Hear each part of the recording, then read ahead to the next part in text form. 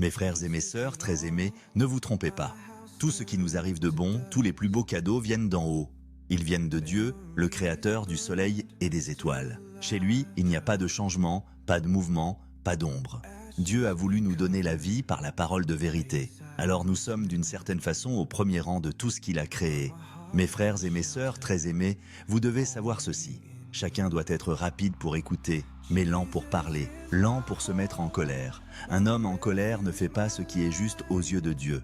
Alors, rejetez tout ce qui salit, tout ce qui rend mauvais. Recevez avec douceur la parole que Dieu a plantée en vous, elle peut vous sauver la vie. Ne vous contentez pas de l'écouter, mais faites ce qu'elle dit, sinon vous vous trompez vous-même.